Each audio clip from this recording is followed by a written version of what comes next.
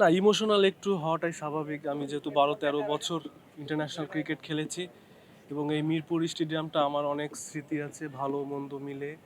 তো স্বাভাবিক একটু ইমোশনাল হওয়ারই কথা। আর এটাই আর কি, বাট ভালো লাগছে আমার কাছে, আমাকে খুব এত সুন্দরভাবে সম্মানিত করেছে, এটা আমার কাছে খুবই ভালো লেগেছে। ঘোষণাটা দিই তার পরপরই তামিম ভাই আমাকে ফোন দেয়। ফোন দিয়ে আমাকে বলে যে রুবেল, আমরা তোকে আমাদের ক্রিকেট বোর্ড থেকে আমরা তোকে সম্মানিত করতে চাই। তো আমি তার এই কথাটা শুনে আমার কাছে খুবই ভালো লাগছে। আমার কাছে মনে হয়েছে না, সে যেহেতু বলছে, আমি বলছি ঠিক আছে ভাই, সমস্যা নেই। তো এটাই যে আসলে তার এই জিনিসটা আমার কাছে খুবই ভালো লাগছে। আমার কাছে মনে হচ্ছে এটা খুবই গর্বের বিষয় এবং আমার কাছে এটা খুবই আনন্দের বিষয়। প্রথম দিন অবশ্য আমি অনেক এক্সাইটেড ছিলাম, বাংলাদেশ দলে আমি সুযোগ পেয়েছি। তো ওই দিনটা অন্য রকমের ছিল। আর আজকে যেহেতু আমাকে একটা সম্মানিত করা হলো, আমি যেহেতু ১২-১৩ বছর আমি জাতীয় দলের হয়ে খেলেছি, তো এই দিনটা আমার একটু অন্য রকমের। তো দুইটা দিন দুই রকমেরই আর কি, বাট ভালো লেগেছে আর কি, ভালো লেগেছে। না, স্মরণীয় মুহূর্ত তো আসলে আমার অনেক অনেক কয়েকটা স্মরণীয় মুহূর্ত আছে। তার ভিতরে ২০১৫ বিশ্বকাপটা, ওই ম্যাচটা আমার জন্য, আমার সারা জীবনের ক্যারিয়ারের জন্য ওইটা একটু অন্য রকমের স্পেশাল আমার জন্য। তো ওই দিনটা আমার জন্য অনেকটা মানে অনেক মানে স্মরণীয় বলতে পারেন এবং আমার জীবনের সেরা একটা দিন বলতে পারেন। আর আক্ষেপ আছে, আক্ষেপ থাকবে না কেন? ক্রিকেটে, ইন্টারন্যাশনাল ক্রিকেটে অবশ্যই আক্ষেপ আছে। তারপরও আজকে যেহেতু আমরা করেছি, আমরা এই কথাটা একটু নাই বলি। না, আমি ওইভাবে এখনো চিন্তা ভাবনা করি নাই। তো ইনশাল্লাহ আমাকে বলেছে, আমার সতীর্থরাও বলেছে, অনেক সিনিয়ররাও বলেছে যে তুই কোচিংয়ে ঢোক, যেহেতু এত বছর ক্রিকেটে খেলেছিস, তোর উচিত, তোর যারা জুনিয়র ছেলেপেলেরা আছে, পেস বলাররা আছে, তো অনেক কিছু তোর দেবার আছে আর কি। তো যাই হোক, আমার এই কথাগুলো আমার কাছে খুব ভালো লাগছে আর কি। ইনশাল্লাহ আমি এটা নিয়ে একটু চিন্তা ভাবনা করবো আর কি। আমি এখন ওইভাবে চিন্তা ভাবনা করিনি যে আসলে আমি কোচিংয়ে ঢুকবো না অন্য কি করবো, আমি এটা নিয়ে এখনো ভাবিনি। না, এটা খুবই ভালো। আমি যখন পেসার হান্টে আমি তখন পার্টিসিপেট করেছিলাম, তখন তো আমাকে চুজ করেছিল আমার কি প্রিয় কোচ সরোয়ার ইমরান স্যার।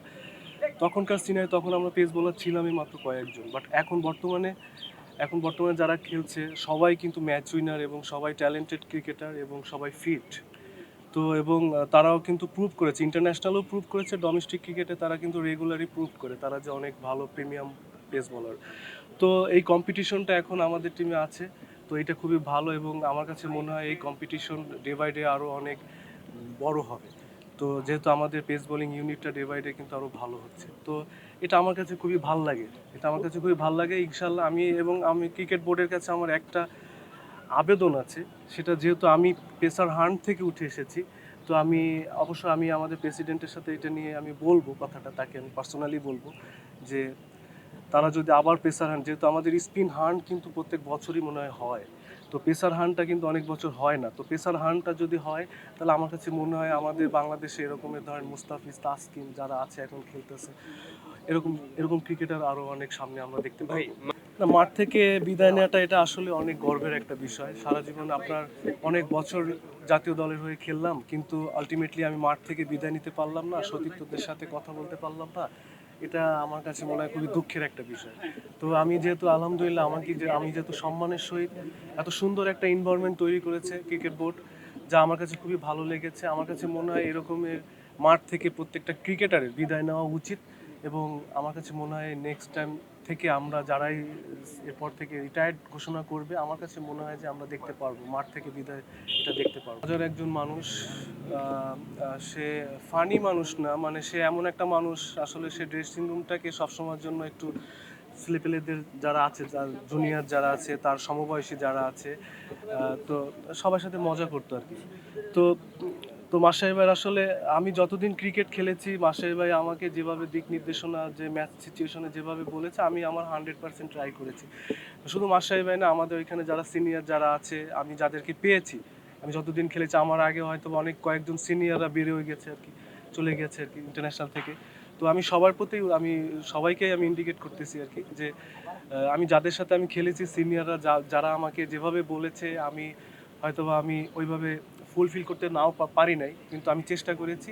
তো আমি সারা জীবন তাদের কাছে আমি কৃতজ্ঞ থাকবো। না, সাকিব ভাইয়ের সাথে কথা হয়েছে, তার সাথে সে আমাকে বলছে যে আর কয়টা দিন খেলতি।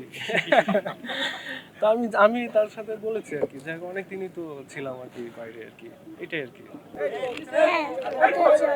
পেস বল করতে চাও বাবার মতো? হ্যাঁ।